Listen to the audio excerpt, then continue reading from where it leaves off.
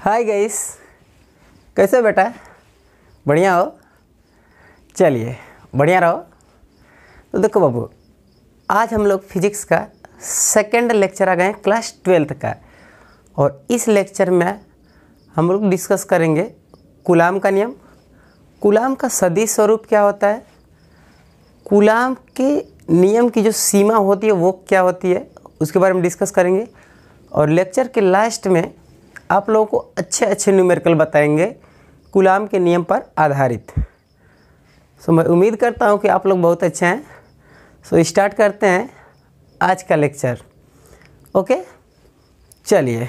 तो पहला हम लोगों का हेडिंग रहेगा कूलाम का नियम। चलो बाबू हेडिंग लगा लो। तो कूलाम का नियम,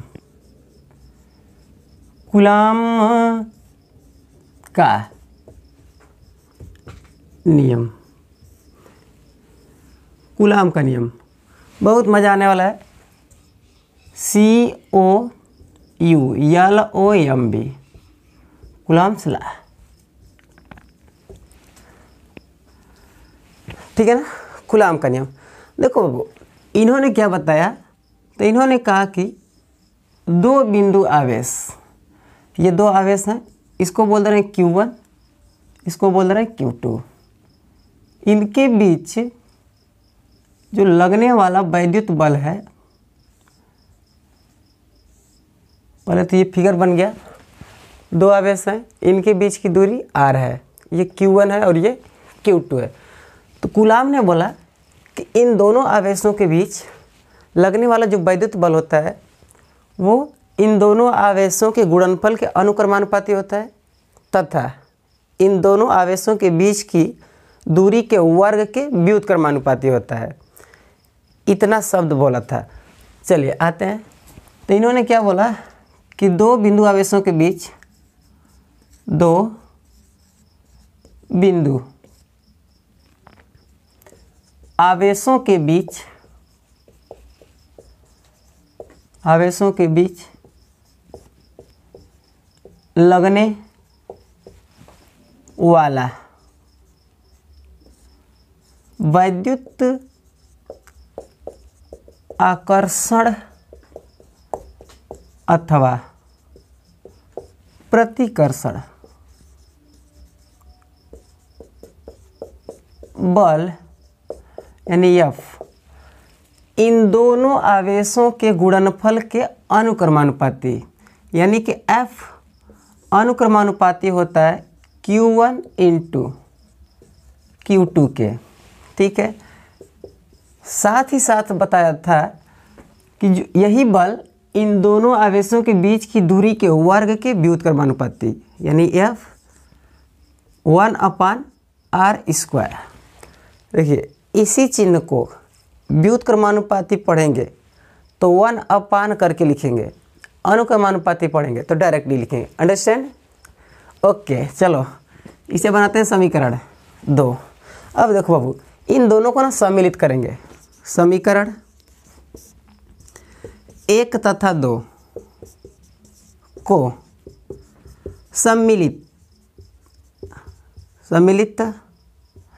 अरे बाबू मिलाने पर, करने पर, हाँ सर जी हमको पता है मिलाने का मतलब क्या होता है।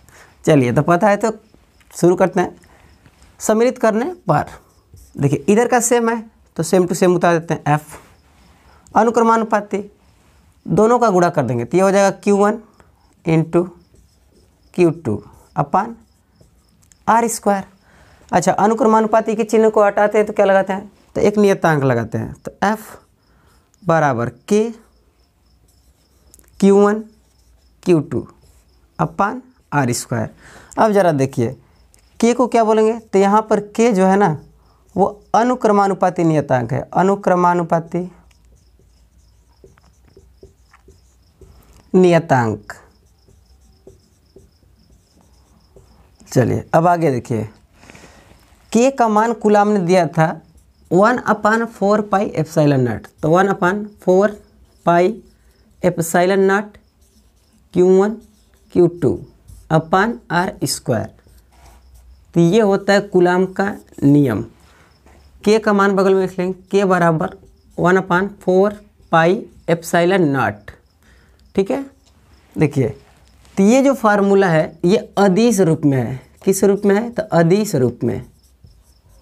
अब आगे आएगा कि सदिश रूप क्या होता है। तो इससे पहले, आगे जाने से पहले कुछ यहाँ पे नए नए टर्म्स दिखाई दे रहे हैं। देखिए जैसे में हो गया एप्सिलॉन नॉट। आगे बढ़ते हुए देखते हैं कि 1/4 पाई एप्सिलॉन नॉट का मान कितना होता है? तो 9 गुणे 10 की घाते 9। मात्रक कितना होगा? तो इसका गुणा यहाँ पे करेंगे, यानी कि न्यूटन मीटर स्क्वायर प्रति कूलम स्क्वायर। तो इसको भी याद रखिएगा, न्यूमेरिकल में बहुत हेल्प करेगा। अब आगे बढ़ जाते हैं। एप्सिलॉन का मान कितना होता है? तो 8.85। किसी किसी किताब में 8.86 देता है। 8.85 गुणे 10 की घाते -12। मात्रक इसका उल्टा कूलम स्क्वायर प्रति न्यूटन मीटर स्क्वायर इतना होता है। चलिए एप्सिलॉन नॉट, इसका पहले नाम लिख लेते हैं एप्सिलॉन। एप्सिलॉन नॉट का मतलब शून्य या फिर जीरो। एप्सिलॉन जीरो, हम एप्सिलॉन नॉट बोलेंगे, आप लोग समझ जाएंगे। चलिए बाबू, मज़ा आ रहा है? बहुत मज़ा आ रहा है। चलो अब देखिए ज़रा, एप्सिलॉन को कहते क्या हैं? एप्सिलॉन को कहते हैं निर्वात की वैद्युतशीलता। फिर से, निर्वात की वैद्युतशीलता। निर्वात की वैद्युतशीलता, इसका मान जो है ना माध्यम पर निर्भर करता है। एप्सिलॉन नॉट का मान जो होता है वो माध्यम पर निर्भर करता है। इन दोनों आवेशों के बीच कोई माध्यम नहीं है, और जैसे ही माध्यम आ जाएगा, माध्यम का मतलब हो गया कि इसके बीच में कुछ रख दिया जाएगा। जैसे मान लीजिए कि दफ्ती रख दिया गया, ठीक है, या फिर यहाँ पर जल वगैरह लगा देंगे तो भी प्रभावित हो जाता है बल। तो निर्वात का मान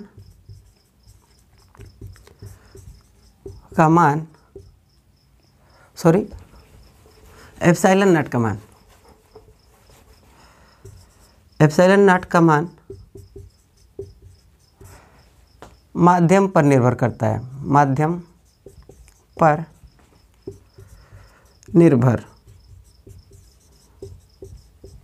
करता है। यानी कहने का मतलब यह है कि जो कूलम बल है वो डिपेंड करता है माध्यम पर। तो यहाँ पे आप लिख सकते हैं कूलम का जो बल है, कूलम बल माध्यम पर निर्भर करता है। किस पर? तो माध्यम पर निर्भर करता है। किस पर निर्भर करता है? तो माध्यम पर निर्भर करता है। देखिए यहाँ पर हम लोग देख चुके हैं कूलम का नियम। कूलम ने क्या बताया? तो फिर से देख लीजिए। इन्होंने बताया कि दो बिंदु आवेशों के बीच लगने वाला वैद्युत बल दोनों आवेशों के गुणनफल के अनुक्रमानुपाती। साथ ही साथ बोले थे कि दोनों आवेशों के बीच की दूरी के वर्ग के व्युत्क्रमानुपाती होता है। इन दोनों को सम्मिलित करेंगे, मिलेगा F proportional to Q1 Q2 upon R square. F बराबर K Q1 Q2 upon R square हो जाएगा। यहाँ से K का मान कूलम ने दिया था 1/4 पाई एप्सिलॉन नॉट। अब ये हो जाएगा आपका अदिश रूप। जरा देखिए 1/4 पाई एप्सिलॉन नॉट का मान कितना होता है? तो 9 गुणे 10 की घाते 9 न्यूटन मीटर स्क्वायर प्रति कूलम स्क्वायर। और एप्सिलॉन नॉट का मान होता है 8.85 गुणे 10 की घाते -12 कूलम स्क्वायर प्रति न्यूटन मीटर स्क्वायर। ठीक है ना। अच्छा देखिए बाबू, इसका सदिश रूप क्या होता है?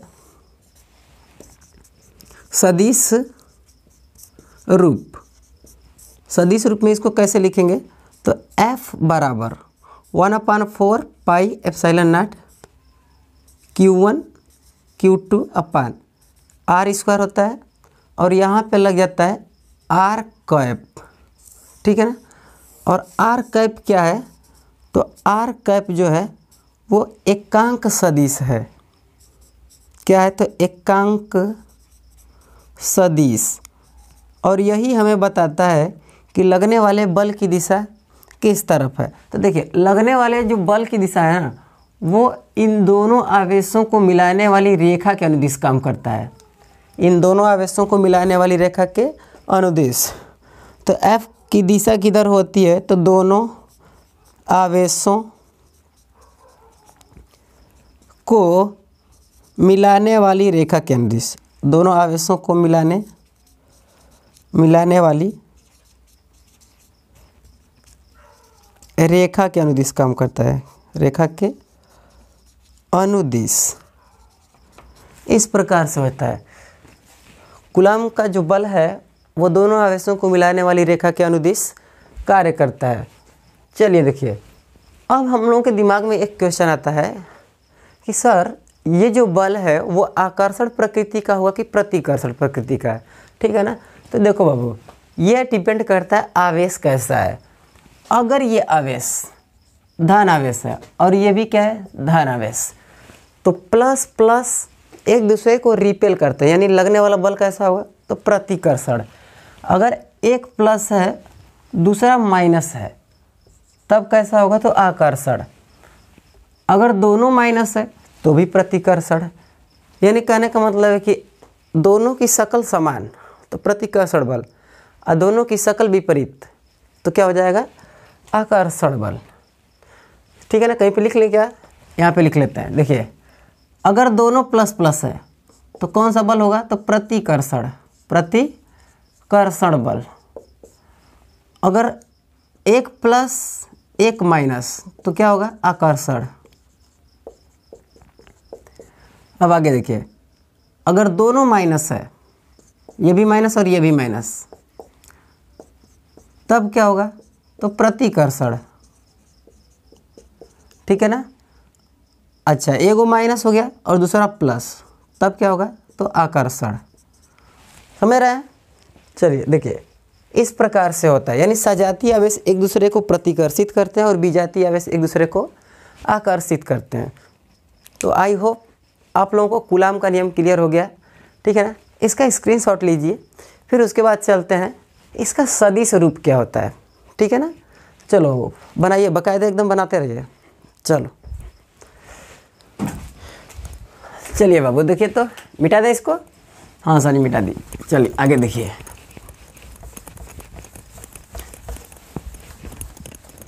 पहला लेक्चर आप लोग देख कर आएंगे तो बेटर रहेगा। मैं उम्मीद करूंगा कि आप लोग पहला लेक्चर देख कर आएंगे। देखिए वो पहले लेक्चर में बताया गया है कि आवेश क्या होता है, आवेश कितने प्रकार के होते हैं, सजातीय आवेश एक दूसरे को क्या करते हैं, आकर्षित करते हैं कि प्रतिकर्षित करते हैं, विजातीय आवेश एक दूसरे को क्या करते हैं, अट्रैक्ट करते हैं कि रिपेल करते हैं। ठीक है ना। पहला लेक्चर इंट्रोडक्शन वाला बहुत इम्पोर्टेंट है। उसमें बताया गया कि क्वांटीकरण का सिद्धांत क्या होता है, ठीक है ना। इस प्रकार के अच्छे अच्छे नियम उसमें बताए गए हैं। आज हम लोग देख चुके हैं कूलम्ब का नियम। अब अगला हेडिंग आता है कूलम्ब के नियम का सदिश स्वरूप, ठीक है ना। तो हेडिंग लगा लेते हैं, कूलम्ब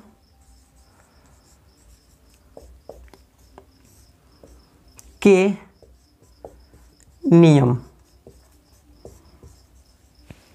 देखिए, कूलम्ब के नियम का सदिश स्वरूप बोल सकता है, या फिर कूलम्ब के नियम द्वारा न्यूटन के तृतीय नियम। तृतीय नियम क्या होता है, तो क्रिया प्रतिक्रिया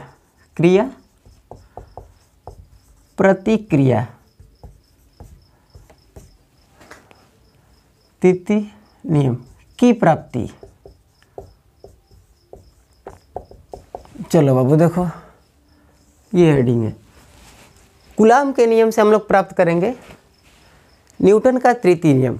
थोड़ा सा देख लेते हैं कैमरे में आ रहा है कि नहीं, ठीक है ना। हाँ एकदम सही आ रहा है। तृतीय नियम की प्राप्ति। देखो, इसको समझने के लिए हमको कुछ वेक्टर की ज़रूरत पड़ेगी। चलिए देखिए, अगर हमारे पास दो सदिश हैं, एक सदिश इस साइड में दूसरा इस तरफ है, ठीक है ना। इस सदिश को बोल रहे हैं ए और इसको बोल रहे हैं बी। पहले सदिश वाला आना चाहिए आप लोगों को। अब बोलेंगे कि आप बताइए r बराबर ए प्लस बी अगर हमको लाना है तो किस प्रकार से जोड़ेंगे।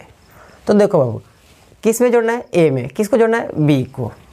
चलिए, तो पहले ए को खींचेंगे, दिशा वही रहना चाहिए, बाकी आप सदिश को कहीं पे भी लिख सकते हैं। तो देखिए ए की दिशा किधर होगी, इधर, सही है।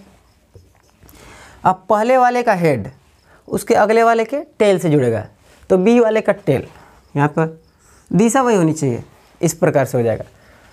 अब आगे पहले वाले का टेल लास्ट वाले का हेड मिला देंगे इस प्रकार से। देखो ये हो गया आपका आर और ये हो गया आपका बी, इस प्रकार से जोड़ते हैं। अगर हम आपसे कहें कि हमको चाहिए बी बराबर, ठीक है ना, तब क्या करेंगे आप, तो देखिए पहले वाले का हेड उसके आगे वाले का टेल, इन दोनों को जोड़ेंगे, यानी vector A plus vector B.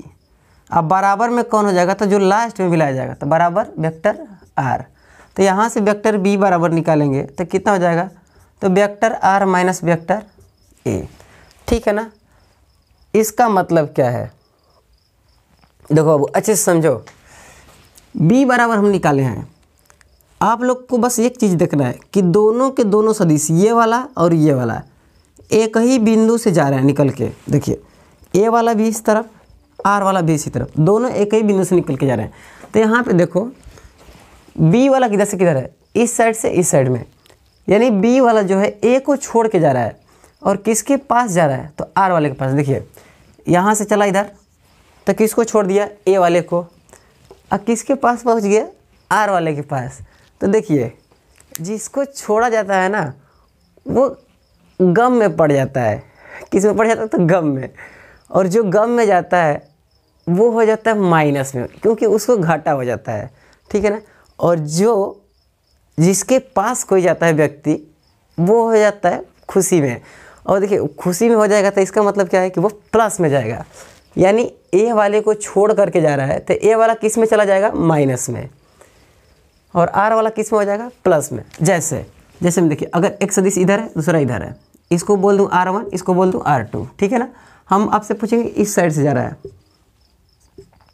ये दोनों ऐसे, तो ये वाला जो जा रहा है इसको बोल दे R, तो इस R का मान लिखना है, तो R बराबर कितना हो जाएगा, तो किसको छोड़ के जा रहा है, R2 को। किसके पास पहुंचा, R1 के पास, तो कौन माइनस में जाएगा, R2 वाला, यानी R1 माइनस कितना हो जाएगा, R2।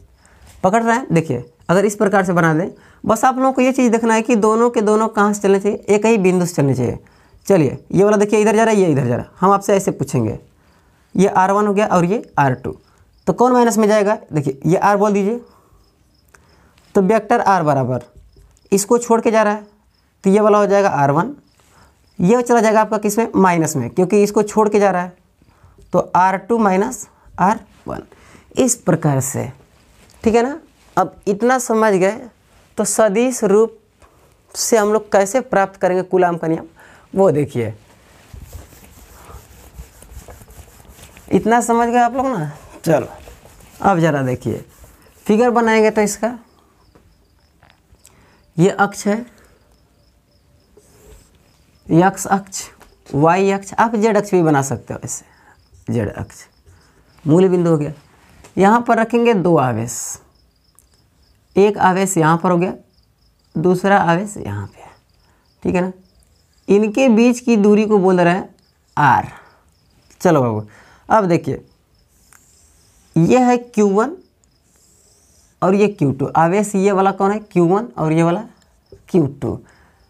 ये जो रेखा है वो Q1 क्या स्थिति सदिश को प्रदर्शित कर रहा है, और ये वाला Q2 के स्थिति सदिश को। तो Q1 के स्थिति सदिश को बोल रहे हैं R1 और इसके स्थिति सदिश को R2, पोजीशन वेक्टर है, ठीक है।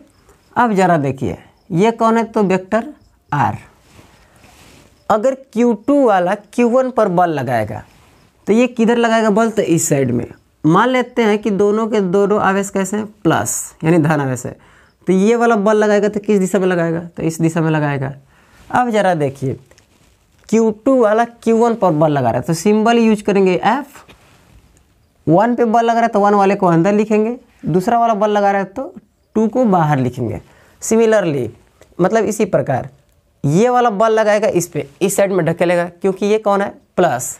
अब जरा देखिए ये वाला इस तरफ रहेगा बल की दिशा, समझ रहा है ना, ठीक है। चलो बाबू देखो तो किस पे बल लग रहा है, दूसरे पे, तो F2 कौन लगा रहा है, पहला वाला तो 1। जो बल लगाएगा देखिए जैसे ये है इस पे बल लग रहा है तो कौन लगा रहा है, ये वाला, तो ये वाला रहेगा बाहर और ये वाला रहेगा अंदर, ठीक है। अब जरा आप बताओ F1 2 और F21 दोनों की दिशा समान है, तो आप बोलेंगे नहीं सर दोनों की दिशाएं क्या है, विपरीत। तो जरा देखो दिशा भी तो बताने वाला कोई चाहिए ना, हाँ सर चाहिए। तो देखो ये वाला इस साइड में जा रहा है तो इसकी दिशा को हम लोग ऐसे बोल दें। अब ज़रा देखिए अगर ये इस साइड में जा रहा है तो किसको छोड़ के जा रहा है, यानी R2 वाले को, किसके पास पहुंच रहा है, R1 के पास। तो यहाँ से हो जाएगा वेक्टर R का मान कितना हो जाएगा, तो छोड़ के जा रहा है इस वेक्टर R का मान, किसको छोड़ के गया, इसको, किसके पास पहुँच रहा है, R1 के पास। तो जिसके पास पहुँचेगा वो तो हो जाएगा प्लस में, और माइनस में कौन चला जाएगा, तो R2 वाला, ठीक है। जब इस साइड में जा रहा है तब, यानी बल जब दूसरा वाला पहले वाले पे लगा रहा है। अच्छा ये वाला जब इधर जाएगा तो इसकी दिशा किधर हो जाएगी, इस तरफ। अब ज़रा देखिए ये इधर जाएगा लगाने के लिए तो ये इधर सीधे जा रहा है, तो किसको छोड़ के जा रहा है, R1 को। तो R1 वाला चला जाएगा माइनस में, यानी वेक्टर R बराबर हो जाएगा, ये माइनस में जाएगा ये प्लस में, तो R2 माइनस R1, ठीक है ना, सदिश लगा लेंगे। तो फिगर को अच्छे से समझे रहेंगे। ये सिस्टम होने के बाद अब कुछ नहीं करना है, आपका हो जाएगा प्रूफ। देखिए हम लोगों को प्रूफ करना है F12 बराबर माइनस F21, यही होता है क्रिया और प्रतिक्रिया का नियम। चलो बाबू देखो कूलाम का नियम क्या होता है, तो F equal to 1/4 pi epsilon naught Q1 Q2 upon R square, Q1 Q2 upon R square. इसी के आधार पे हम लोग देखेंगे। देखिए F12 मतलब कि पहले आवेश पे दूसरे आवेश के द्वारा लगाया गया बल बराबर 1/4 पाई एप्सिलॉन नॉट, आगे Q1 Q2 अपान बीच की दूरी, तो बीच की दूरी कितनी है R, तो R स्क्वायर, वेक्टर R का क्या कर देंगे स्क्वायर। अच्छा ज़रा देखो यहाँ से तो हम लोग को दिशा पता नहीं चल रहा है, दिशा को दिखाने के लिए क्या चाहिए, एकांक सदिश चाहिए। तो वो एकांक सदिश कहाँ पे है, तो इसका एकांक सदिश लगाएंगे, ठीक है ना। तो वेक्टर R यहाँ पे लगा देंगे, वेक्टर R कैप। अब ज़रा देखिए वेक्टर R का मान कितना है, तो 1/4 pi epsilon naught Q1 Q2 upon vector R का स्क्वायर इंटू, इसी के स्थान पे कितना लिखा जाएगा, तो R1 माइनस R2, और यहाँ पे क्या लगा देंगे कैप, समीकरण 1। समझ में आ रहा है ना। चलिए इस पर बल लग रहा है, ये जा रहा है इसको छोड़ के जा रहा है, तो इसके पास पहुँचा तो ये प्लस में हो गया, इसको छोड़ के चला गया तो माइनस में हो गया। इसी प्रकार F21 बराबर कितना हो जाएगा, तो 1/4 pi epsilon naught Q1 Q2 अपान R स्क्वायर, ठीक है ना, अपान R स्क्वायर इनटू दिशा बताने वाला चाहिए। तो देखिए किस पे बल लग रहा है, दूसरे वाले पे, तो दूसरा वाला इस तरफ है, तो यहाँ पे बल लगा रहा है कौन, ये वाला, तो इस तरफ आ रहा है। तो देखिए ये वाला दिशा, तो यहाँ पे ये वाला सदिश रखा जाएगा, यानी R2 माइनस R1 का कैप। अब ये हो जाएगा समीकरण 2। गौर से देखिए यहाँ पर R1 माइनस R2 है और यहाँ पे R2 माइनस R1, तो करना कुछ नहीं है, माइनस बाहर खींचेंगे तो ये उल्टा हो जाएगा।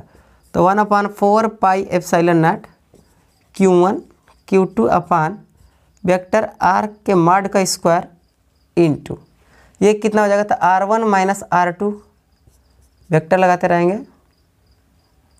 चलो वो आगे देखिए, इतना करेंगे तो माइनस बाहर निकालना पड़ेगा, तो माइनस को खींच लिया है यहाँ पे। अब ये कौन है, तो F21। अब ज़रा देखो क्या इस माइनस को इस पर लिख सकते हैं, बिल्कुल लिख सकते हैं। तो ये हो जाएगा minus F21 equal to 1/4 pi epsilon naught Q1 Q2 upon vector R के मॉड का स्क्वायर, यहाँ पे हो जाएगा R1 माइनस R2 और पूरे का क्या हो जाएगा कैप। अब ज़रा देखिए, इसको बना दीजिए समीकरण 3। समीकरण 1 और 3 को देखिए, दोनों का RHS सेम है तो LHS भी क्या हो जाएगा सेम, यानी बराबर हो जाएगा। तो समीकरण 1 तथा 3 से, ठीक है ना, कितना हो जाएगा, तो F12 इक्वल टू F21 और ये लग जाएगा क्या माइनस। देखिए यही तो है न्यूटन का तृतीय नियम, यही न्यूटन का तृतीय नियम है। सही है। देखो कितना आसान है कि एकदम खट खट खट खट खट आ गया। आपको बस कूलाम का नियम याद होना चाहिए। देखो पढ़ाई करना शुरू कर दीजिए। आप लोग क्लास 12th में आ गए हैं, 12th की पढ़ाई जो है आप लोग ज़ोर शोर से कीजिए, ठीक है ना। हाँ चलिए, तो ये भी समझ में आ गया आप लोगों को। कूलाम के नियम द्वारा न्यूटन के तृतीय नियम की प्राप्ति यहाँ पर हो चुकी है। इसका स्क्रीनशॉट लीजिए। उसके बाद चलते हैं कूलाम के नियम की कुछ सीमाएं देखते हैं, मतलब कि कूलाम का नियम कहाँ कहाँ तक वैलिड है और कहाँ कहाँ तक वैलिड नहीं है। उसके बाद बताएंगे आप लोगों को कुछ अच्छे न्यूमेरिकल। चलिए स्क्रीनशॉट लीजिए इसका।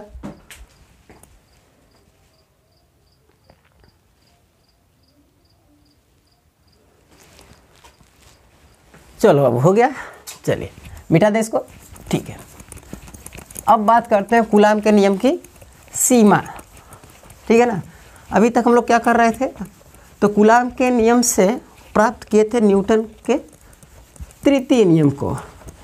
देखिए वास्तव में होता है न्यूटन का गति विषयक का तृतीय नियम, ठीक है ना। हाँ ये हम लोग देख चुके हैं। अब बात करते हैं कि कूलाम का जो नियम है वो कहाँ कहाँ तक वैलिड है और कहाँ कहाँ तक वैलिड नहीं है। मज़ा आ रहा है ना पढ़ने में? हाँ जी बहुत मज़ा आ रहा है। ठीक है बाबू, ऐसे ही लगे रहो, ठीक है ना। वीडियो पसंद आ रहा है तो लाइक करो, शेयर करो, सब्सक्राइब करो, ठीक है ना। चलिए देखिए, तो चैनल को सब्सक्राइब करके बेल आइकन को दबा दीजिएगा, ठीक है ना, ताकि अगर हम अगला लेक्चर लेकर के आएंगे तो उसका नोटिफिकेशन आप तक पहुंच जाएगा, ठीक है। चलिए देखिए, तो कूलाम के नियम की सीमा, हेडिंग लगा देंगे, कूलाम के नियम की सीमा, मतलब कि लिमिटेशन। कूलाम का नियम कहाँ कहाँ तक वैलिड है, ठीक है ना बाबू। चलिए देखो, तो पहला हम आप लोगों से बात करेंगे। पहला देखिए फार्मूला क्या होता है, तो F इक्वल टू होता है 1/4 pi epsilon naught Q1 Q2 अपान R स्क्वायर। अब जरा सोचो बाबू कि R का मान लगभग 0 हो जाए, मतलब बहुत कम हो जाए। तो जब ये 0 हो जाएगा तो कुछ संख्या बटे 0 कितना हो जाएगा, तो F क्या हो जाएगा, तो इन्फिनिटी हो जाएगा, है कि नहीं।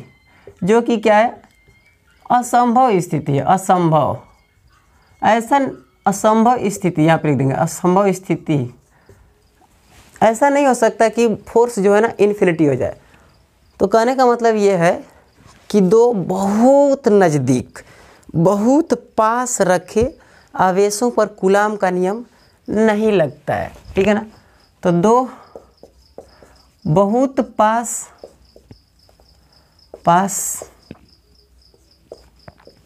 रखे आवेशों के लिए कूलाम का नियम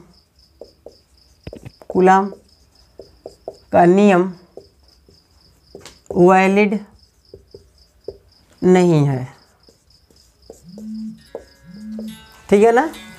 चलिए बाबू देखिए, तो इतना कर लीजिए।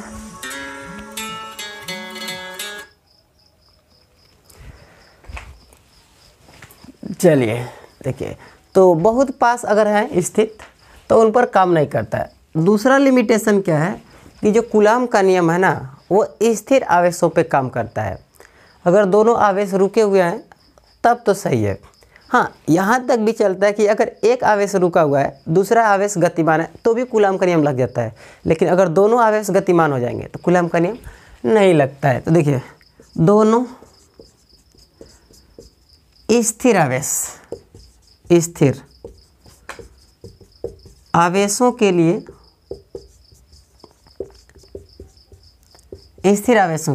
क्या कूलाम का नियम वैलिड है? तो वैलिड है, मैं मतलब कि संतुष्ट कर जाएगा, लग जाएगा। अच्छा, एक आवेश स्थिर है, एक आवेश क्या है तो स्थिर, तथा दूसरा जो आवेश है ना कोई एक उसमें से वो गतिशील है, तब क्या होगा? तो भी वैलिड है, ठीक है, तो भी कूलाम का नियम लग जाता है। लेकिन अगर दोनों आवेश क्या है? गतिशील है, यानी कि गति कर रहे हैं, तब कूलाम का नियम नॉट वैलिड है, ठीक है ना। चलिए बनाइए।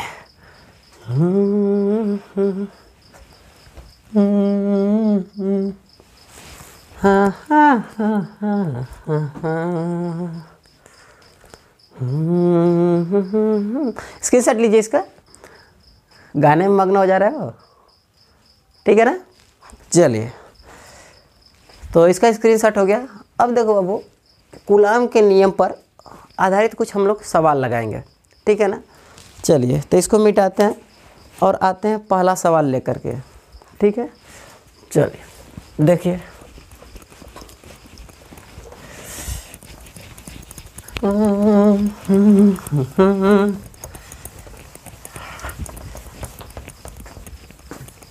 तेरे आने की जब खबर महक तेरी खुशबू से सारा। हाँ, तो चलो बाबू देखो, पहला सवाल है कि एक प्रोटॉन तथा एक इलेक्ट्रॉन के बीच कितना बल लगेगा जब उन दोनों को 4 × 10⁻⁻15 मीटर की दूरी पर रख दिया जाता है, ठीक है ना। देखिए, बोल रहा है कि एक प्रोटॉन है और एक इलेक्ट्रॉन है, इसको हम बोल दे रहे हैं प्रोटॉन और इसको इलेक्ट्रॉन, ठीक है। और इन दोनों के बीच की दूरी यानी r बराबर दिया है, कितना दिया है तो 4 × 10⁻15 इतना दे रखा है। तो पूछ रहा है कि इन पर कितना बल लगेगा, ठीक है ना, F का मान पूछ रहा है। चलिए, इलेक्ट्रॉन का आवेश कितना होता है? इलेक्ट्रॉन का आवेश, इसको QE बोल दें, बराबर 1.6 × 10⁻19 कूलाम, ये ऋण आवेश होता है। अच्छा, प्रोटॉन का आवेश कितना होता है? प्रोटॉन का आवेश, जो प्रोटॉन का आवेश होता है उसे हम लोग QP बोल दें, इसका मान होता है 1.6 × 10⁻19 कूलाम, ठीक है ना।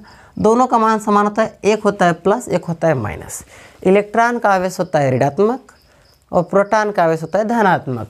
यानी अगर इसको हम Q1 बोलें, QP बोल दीजिए प्रोटॉन का, और इसको बोल रहे हैं QE, तो QE का मान 1.6 × 10⁻19 कूलाम, ये माइनस में, और ये वाला कितना हो जाएगा तो 1.6 × 10⁻19, नीचे लिख लेते हैं इसको, यहाँ पे इतना बराबर 1.6 × 10⁻19 कूलाम, ये प्लस में होता है, ठीक है। तो देखिए, एक तो ऋण आवेश है और दूसरा धन आवेश है, तो लगने वाला बल क्या होगा? आकर्षण बल होगा।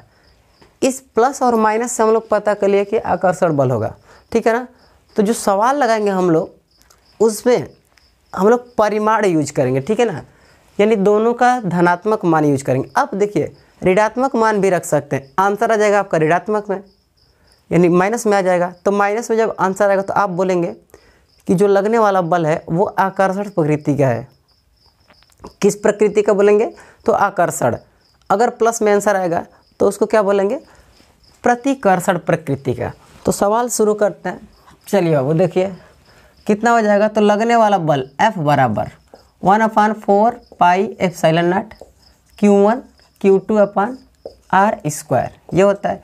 इस पूरे का मान हमको पता है 9 गुणे 10 की घाते 9। Q1 का मान कितना 1.6 गुणे 10 की घाते -19 और गुणते Q2 का मान 1.6 गुणे 10 की घाते -19। अब बट्टे R स्क्वायर, तो इसका स्क्वायर कर देंगे तो 4 गुणते 10 की घाते -15 का स्क्वायर करेंगे, ठीक है ना। चलिए देखिए तो इसको हल करेंगे 9 गुणते 1.6 गुणे 1.6 गुणते 10 की घाते 19 में से 9 घट जाएगा 10 और ये हो जाएगा -29 बट्टे इसका वर्ग। तो 4 चौके 16 गुणे 10 की घाते कितना हो जाएगा? तो -30। 15 दूनी 30 हो जाएगा। देखिए अब 16 से काट दीजिए तो 0 कितना बच जाएगा? 1। अब इन सब का गुणा करेंगे तो 16 9 144। कितने अंक पे दशमलव लगा देंगे? तो 2 अंक पे। अब गुणे इसको ऊपर ले चलेंगे तो 10 की घाते -29 और गुणे 10 की घाते +30 हो जाएगा। अब ये दोनों घट जाएंगे घात तो 1.44 गुणे कितना हो जाएगा? तो 10। अब देखिए इसका गुणा कर देंगे तो कितना हो जाएगा? 14.4 न्यूटन, ये हो जाएगा आंसर। अब बात आती है अगर पूछ दिया क्वेश्चन में कि प्रकृति बताइए कि आकर्षण बल होगा कि प्रतिकर्षण, तो ज़रा देखिए इलेक्ट्रॉन जो है वो ऋण आवेश है, प्रोटॉन क्या है? धन आवेश। तो लगने वाला बल कैसा होगा? आकर्षण, आकर्षण बल होगा, ठीक है ना, आकर्षण बल। चलिए बना दीजिए। ये पहला सवाल था, जल्दी से इसका स्क्रीनशॉट लीजिए। दूसरा सवाल देखिए, ठीक है ना। दूसरा सवाल बोल रहा है कि 2 सूक्ष्म गोलियों पर 80/3 गुणे 10 की घाते -9 कूलम तथा 160/3 गुणे 10 की घाते -9 कूलम आवेश हैं तथा वे दोनों एक दूसरे से 0.1 मीटर की दूरी पर स्थित हैं और वायु में स्थित हैं। इनके बीच बल ज्ञात कीजिए। साथ ही साथ बोल रहा है कि यदि इन्हें एक तार द्वारा क्षण भर के लिए जोड़ दिया जाए तो इन पर कितना बल लगेगा, ठीक है ना। चलिए तो इसको मिटाते हैं, अगला सवाल देखते हैं, ठीक है। अगला सवाल बहुत मस्त है, एकदम धांसू सवाल है, ठीक है ना। लगा करके आप लोग गदगद हो जाएंगे, सच गदगद हो जाएंगे। हाँ देखिए मज़ा आने वाला है। क्या करना है? बोल रहा है कि 2 आवेश तो पहले दूर दूर रखे गए हैं, फिर उनका मुलाकात हो रहा है, फिर उनको उतने ही दूरी पर रख दिया जा रहा है। कितनी अच्छी बात है कि मुलाकात हो रही है। जैसे ही मुलाकात होगी तो क्या हो जाएगी? बहुत खुशी होगी, ठीक है ना। उसी प्रकार से आप लोगों को भी खुशी होगी। चलिए पहला सवाल देखिए, हो गया। दूसरा सवाल बोला है कि 2 आवेश हैं, सूक्ष्म गोलियां हैं, 2 सूक्ष्म गोलियां, एक पर आवेश है Q1 बराबर बोल दे रहे हैं कितना है? तो 80/3 गुणे 10 की घाते -9 और 3 बढ़िया से लिख लेते हैं। दूसरे पर आवेश है Q2 बराबर 160/3, ठीक है ना, और गुणे 10 की घाते -9 कूलम, यहाँ पे भी कूलम, ठीक है। अब ज़रा देखिए इनके बीच की दूरी कितनी है? तो 0.1 मीटर है। जरा सवाल को फिर से देखते हैं, ठीक है ना। चलो अब देखो 80/3 गुणे 10 घाते -19 कूलम, 160/3, हाँ ठीक है, एक दूसरे से 0.1 मीटर की दूरी पर स्थित है। तो पूछ रहा है कि इनके बीच वैद्युत बल ज्ञात कीजिए, ठीक है ना। साथ ही साथ बोल रहा है कि यदि उन्हें एक तार द्वारा क्षण भर के लिए जोड़ दिया जाए तब बल कितना हो जाएगा, ठीक है। तो चलिए देखिए इस स्थिति में पहले बल बताना है, उसके बाद इन दोनों आवेशों को जोड़ दिया जाएगा किसी तार से, यानी दोनों गोलियों को। तो पहले तो हम लोग इसी स्थिति में बात करते हैं। F बराबर 1/4 pi epsilon naught Q1 Q2 upon R square. चलो इसका मान कितना होता है, तो 9 गुणे 10 की घाते 9। Q1 का मान कितना हो जाएगा, तो 80/3 गुणते 10 की घाते -9। Q2 का मान 160/3 गुणते 10 की घाते -9 बट्टे 0.1 का स्क्वायर, तो 0.1 का क्या कर देंगे स्क्वायर। चलो बाबू देखो, तो इसको हल करना है, कटेगा कुछ 3 तिरिके 9 खत्म। अब देखिए 16 8 128 दशमलव नहीं है इसमें, तो 00 है। अब आगे बढ़ जाते हैं, गुणते 10 की घाते 9 से ये कैंसिल हो जाएगा, तो 10 की घाते कितना बचेगा -9। हाँ इसको हल करेंगे तो आ जाएगा 0.01, ठीक है ना। दशमलव यहाँ पे है, इसको हटाएंगे तो इसके बटे में लिख सकते हैं 100, ये 100 जाएगा ऊपर, तो ये हो जाएगा 128/00 गुणते 10 के घाते। ये जब ऊपर जाएगा तो कितना हो जाएगा, तो 7 घट जाएगा। अब देखिए इसमें दशमलव लगाना चाहते हैं 1.28, तो कितना अंक इधर आ रहे हैं 1 2 3 4, तो 4 इसमें से कम हो जाएगा, तो गुणे 10 की घाते कितना हो जाएगा -3 न्यूटन। ठीक है, ये हो जाएगा आपका आंसर पहले स्थिति में। लेकिन बाद में फिर कह रहा है क्वेश्चन कि इन दोनों गोलियों को क्या कर दिया जाता है, क्षण भर के लिए किसी चालक तार से जोड़ दिया जाता है। तो देखिए ये गोली था और ये गोली, दो गोलियां है ना, एक गोली दूसरा गोली, इन दोनों को क्षण भर के लिए तार से जोड़ दिया जा रहा है, ठीक है ना। उतनी ही दूरी पर स्थित है, करना कुछ नहीं, ये गोली ये गोली, इन दोनों को किसी तार से जोड़ दिया जा रहा है। ऐसा तार होना चाहिए जो कि कंडक्टिंग वायर हो, ठीक है ना। चलिए जैसे ही जोड़ा जाएगा तो आवेश जो है ना आधा आधा बढ़ जाते हैं। अब ज़रा सोचिए आधा आधा कैसे होंगे। आपके पास मान लीजिए कि 500 रुपया है, ठीक है, और हमारे पास कितना है 400 रुपया, तो आधा आधा हमको बांटना है। तो पहले तो दोनों पैसों को मिलाएंगे तो कितना हो जाएगा 900 रुपया। अब आधा आधा करेंगे तो इसका आधा, तो कितना हो जाएगा 450, 450, 450। उसी प्रकार से जैसे ही इसको कनेक्ट करेंगे, इन दोनों को जैसे ही जोड़ेंगे किसी तार से, तो इनका आवेश जो है ना वो आधा आधा बढ़ जाएगा। यानी कितना हो जाएगा, तो देखिए Q1 डैश इसको बोल रहे हैं, इसको बोल रहे हैं Q2 डैश। इसी का तो मान निकालना है, दोनों का मान समान होगा लेकिन आधा आधा। चलिए तो कितना हो जाएगा, तो Q डैश बराबर बोल रहे हैं, यहाँ से कितना हो जाएगा, तो Q1 + Q2/2 आधा आधा हो जाएगा। Q1 डैश बोल दीजिए इसको और इसको बोल दीजिए Q2 डैश, दोनों का मान समान होगा क्योंकि आधा आधा बांटना है। Q1 का मान कितना है, तो 80/3 गुणे 10 की घाते -9 प्लस 160/3 गुणते 10 की घाते -9। अब बटे में कितना हो जाएगा, तो 2। एलसीएम सेम है, 160 + 80 कितना हो जाएगा, तो 0 8 4 14 के 4 और ये 2 240/3 नीचे आ जाएगा। अब फिर 2 है तो 3 गुणे कितना हो जाएगा 2, और गुणते 10 की घाते कितना हो जाएगा, तो -9। 3 दूनी 6, 6 चौके 24। अब ये कितना हो जाएगा, तो 40 गुणे 10 की घाते -9, ठीक है ना। इसको आप लिख सकते हैं 4 गुणते 10 की घाते -8। इतना कूलाम का आवेश हो गया। यानी Q1 डैश का मान कितना था, 4 गुणते 10 की घाते -8 कूलाम, और Q2 का मान कितना हो जाएगा, तो 4 गुणते 10 की घाते -8 कूलाम, ठीक है ना। दोनों का मान हो गया इतना इतना। अब आते हैं द्वितीय स्थिति में। ये किस स्थिति में था, तो प्रथम स्थिति, प्रथम स्थिति। अब लेकर चलते हैं आप लोगों को द्वितीय स्थिति में कितना बल हो जाएगा। तो द्वितीय स्थिति में दूसरा स्थिति में क्या हो जाएगा, तो F डैश इसको बोल रहे हैं बराबर 1/4 pi epsilon naught Q1 dash into Q2 dash अपन R स्क्वायर। दूरी सेम है, केवल उसी को कनेक्ट कर दिया जा रहा है। चलिए देखिए बाबू, इसका मान हो जाएगा 9 गुणते 10 की घाते 9 प्लस 9 होता है गुणे Q1 डैश का मान कितना हो गया, तो 4 गुणते 10 की घाते -8 गुणे Q2 का मान 4 गुणे 10 की घाते -8 बटे R स्क्वायर।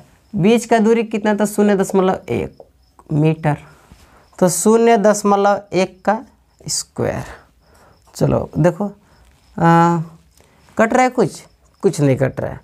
तो 4 चौके 16 9 144 गुणे 10 के घाते कितना हो जाएगा, तो देखिए 8 8 16, 16 में से 9 घट जाएगा तो 7, और नीचे आएंगे तो कितना हो जाएगा, तो 0.01। ठीक है, चलिए ये हो गया 144 गुणे, इसका डबल जीरो लेकर ऊपर जाएंगे तो 10 के घाते हो जाएगा -5।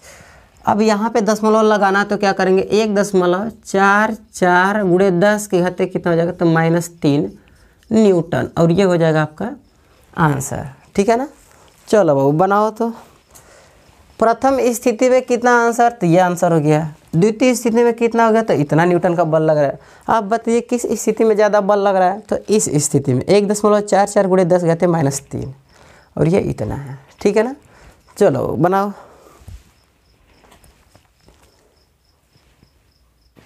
चलिए बाबू अगला क्वेश्चन देखिए। तो अगला क्वेश्चन बोल रहा है कि +2 माइक्रोकूलम तथा +6 माइक्रोकूलम के आवेश एक दूसरे को 12 न्यूटन के बल से प्रतिकर्षित करते हैं। यदि इनमें से प्रत्येक को -4 माइक्रोकूलम का आवेश दे दिया जाए तो उनके बीच कितना बल लगेगा, ये सवाल है। ठीक है ना, चलिए ज़रा देखिए। तो बोल रहा है कि एक आवेश है +2 माइक्रोकूलम का और दूसरा आवेश है +6 माइक्रोकूलम का। ठीक है, इनके बीच जो बल लग रहा है वो कितने न्यूटन का है, तो F बराबर दिया है 12 न्यूटन का बल लग रहा है। ठीक है ना, बीच की दूरी पता नहीं है तो मान लेते हैं कितनी है, R है। क्वेश्चन नंबर कौन सा है, तो 3। ठीक है ना, तीसरा जरा देखिए यहाँ से, जब ये दोनों R दूरी पर स्थित थे इनके बीच कितना बल लग रहा है, 12 न्यूटन। फिर द्वितीय स्थिति में कह रहा है कि दोनों आवेशों को -4 माइक्रोकूलम का आवेश दे दिया जा रहा है। ठीक है ना, तो पहले प्रथम स्थिति से हम लोग R का मान निकाल लेते हैं। चलिए देखिए,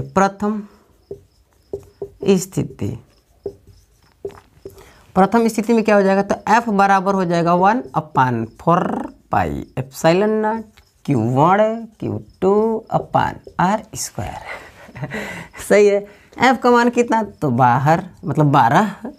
इसका मान कितना हो जाएगा, तो 9 गुणे 10 के घाते 9। Q1 का मान कितना है, देखो +2, इसको बोल दो Q1, इसको बोल दीजिए Q2। अच्छा ये माइक्रोकूलम है, इसको बदलेंगे कूलम में, तो कितना हो जाएगा, +2 गुणे 10 के घाते -6 कूलम। ये कितना हो जाएगा, तो +6 गुणते 10 के घाते -6 कूलम। ठीक है ना, फार्मूला क्या होता है, 1 माइक्रोकूलम बराबर होता है 10 के घाते -6 कूलम। ठीक है ना, तो गुणा कर देंगे। चलिए, तो Q1 का मान हो गया 2 गुणे 10 के घाते -6 उड़ते, इसका कितना हो जाएगा, 6 गुणे 10 के घाते -6 बटे R²। तो R² का मान पता नहीं।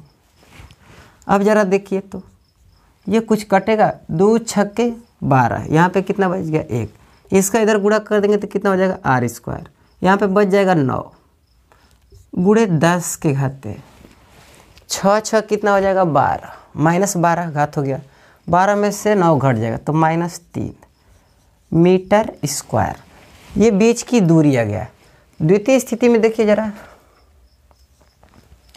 दूसरा स्थिति में क्या है कि बीच की दूरी तो हमको मिल गया, R का मान कितना आ गया, तो 9 गुणे 10 R² का मान है।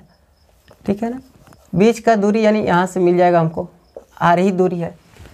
बस करना कुछ नहीं है, वही सिस्टम है।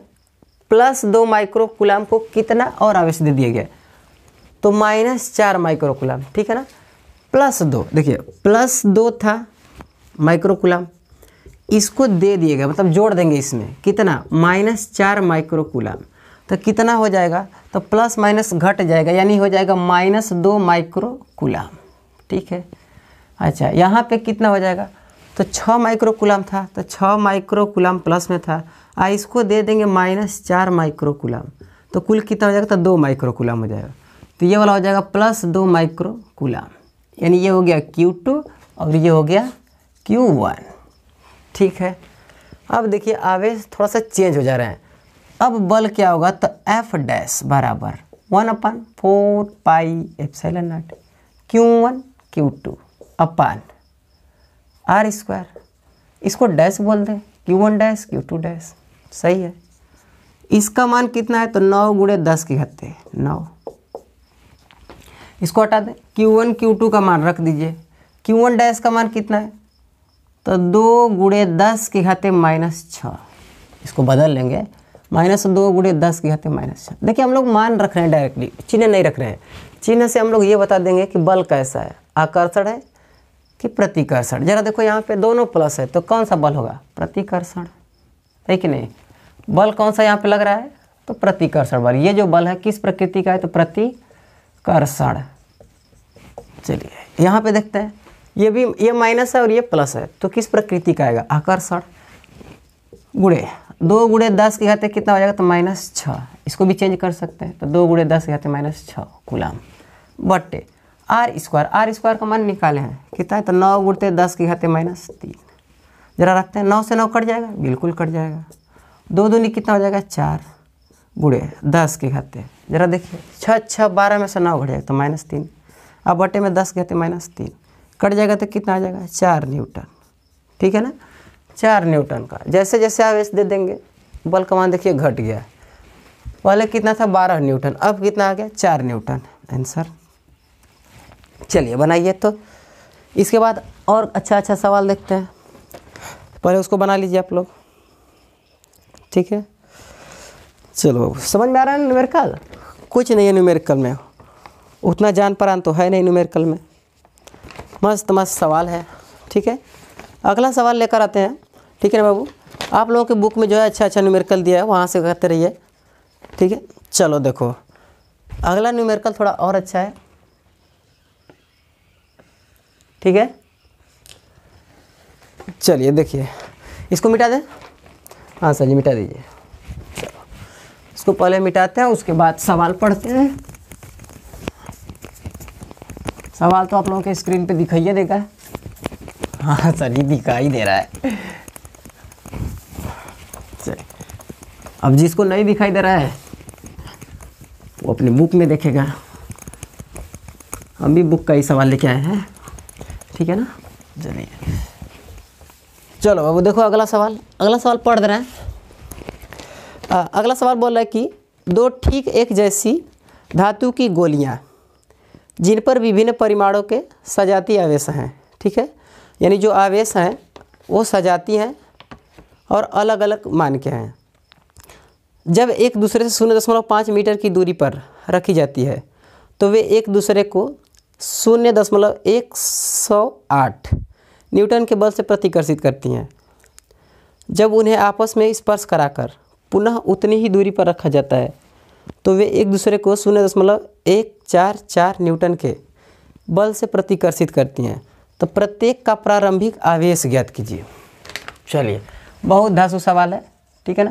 क्वेश्चन नंबर कौन सा है, तो चौथा। बोल रहा है कि 2 आवेश हैं, ठीक है। इस पर Q1 आवेश, इस पर Q2, ठीक है ना। धातु की गोलियां हैं, 2 धातु की गोलियां हैं, आवेश इन पर क्या है, अलग अलग। बीच की दूरी मान लेते हैं कितना है, R, ठीक है। Q1 Q2 का मान दोनों अलग अलग है। ये प्रारंभिक आवेश है, मान लेते कि माना प्रारंभिक आवेश कितना है, तो Q1 Q2 है, ठीक है ना। इस प्रकार से हो जाना। फिर आगे बोल रहा है कि जब एक दूसरे से 0.5 मीटर की दूरी पर, यानी R का भी मान दे रखा है, तो 0.5 मीटर जब इतनी दूरी पर रखा जाता है तो इनके बीच जो बल लग रहा है वो F बराबर दे रखा है 0.108 न्यूटन। इतने बल से प्रतिकर्षित करते हैं। फिर बोला है कि जब उन्हें आपस में स्पर्श कराकर उतनी ही दूरी पर रख दिया जाता है, तो दूसरा वाला स्थिति देखिए, उतने ही दूरी पर रखना है लेकिन क्या करके, स्पर्श करा के, ठीक है ना। ये R, यानी r बराबर कितना है, तो 0.5 मीटर। तो इस स्थिति में जो बल लग रहा है इसको F डैश बोलते हैं, वो कितना लग रहा है, तो 0.144 न्यूटन, इतने न्यूटन का बल लग रहा है। ठीक है, तो बोल रहा है कि प्रत्येक का प्रारंभिक आवेश, यानी हमसे पूछ रहा है कि Q1 तथा Q2 का मान। ठीक है ना बाबू। चलिए अब इसको हम लोग हल करते हैं। क्वेश्चन हो गया ख़त्म। यहाँ पर तो स्पर्श की बात आ रही है, जैसे स्पर्श करेंगे तो आवेश कितना हो जाएंगे, आधा आधा हो जाएंगे, है कि नहीं। अब आधा आधा आवेश कितना होगा, तो Q1 प्लस Q2 बटे 2 हो जाएगा, और इसको हम लोग बोल सकते हैं Q1 डैश। अच्छा, तो Q2 डैश का मान कितना हो जाएगा, तो Q1 प्लस Q2 अब बटे 2, Q2 डैश बोल दीजिए। प्रथम स्थिति में देखते हैं, पहले यहाँ से चलेंगे तो F बराबर कितना हो जाएगा, तो 1/4 pi epsilon naught Q1 Q2 अपन r²। F का मान दे रखा है 0.108, इसका मान हो जाएगा 9 गुणे 10 की घाते 9। Q1 इंटू Q2 का मान पता नहीं है, अब बटे r², यानी 0.5 का स्क्वायर। ठीक है, चलो बाबू यहाँ से निकाल लेते हैं Q1 इंटू Q2 बराबर कितना हो जाएगा, तो हो जाएगा 0.108 गुणे 0.5 गुटे 0.5, इसका इधर गुणा कर देंगे बटे, यह आ जाएगा नीचे, तो 9 गुणे 10 के घाते 9। ठीक है, अब इसको आप लोगों को हल करना है, जरा हल कीजिए, कितना आ रहा है, हल करके बताइए जल्दी।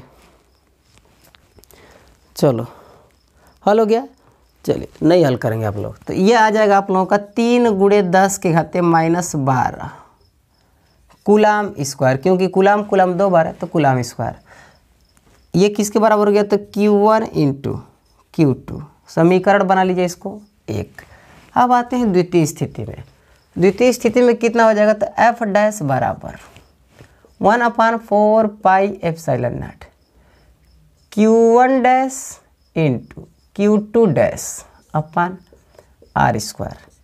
इसका मान दे रखा 0.144, ये हो जाएगा 9 गुणे 10 के घाते 9।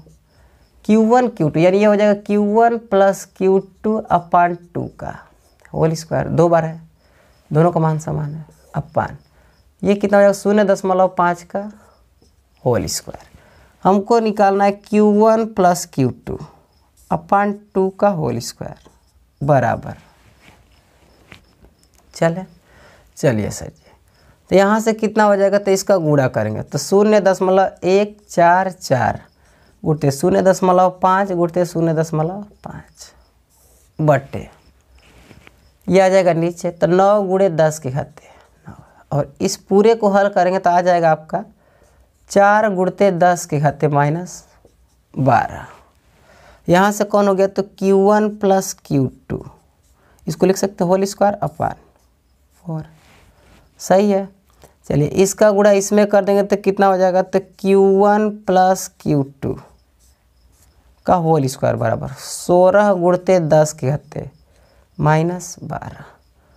अब निकालेंगे Q1 प्लस Q2 बराबर कितना हो जाएगा, तो प्लस माइनस 4 गुणते 10 के घाते -6, सही है, -6 कूलाम।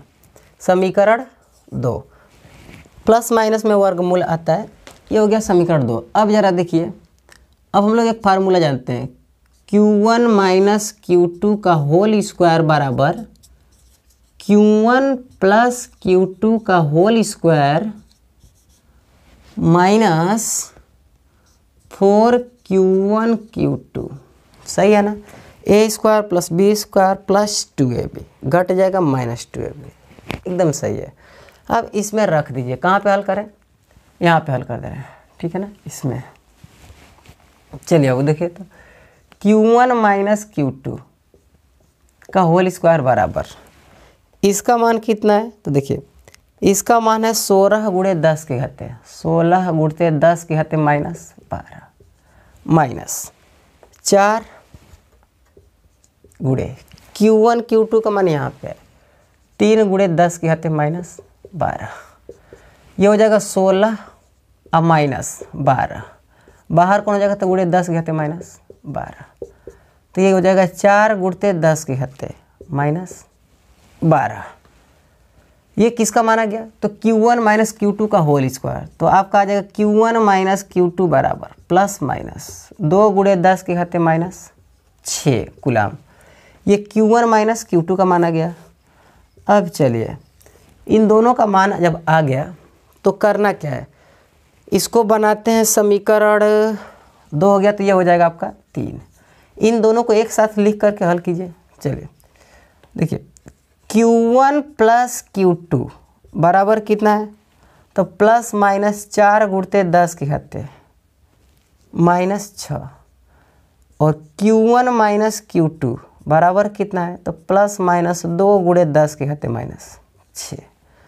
अब इन दोनों को हल करेंगे तो जोड़ने पर ये कट जाएगा, तो 2Q1 बराबर 4 2 6 गुणे 10 की घाते -6, प्लस माइनस लगाते रहेंगे तो फाइनली Q1 बराबर कितना हो जाएगा तो प्लस माइनस 3 गुणे 10 के घाते -6 कूलाम।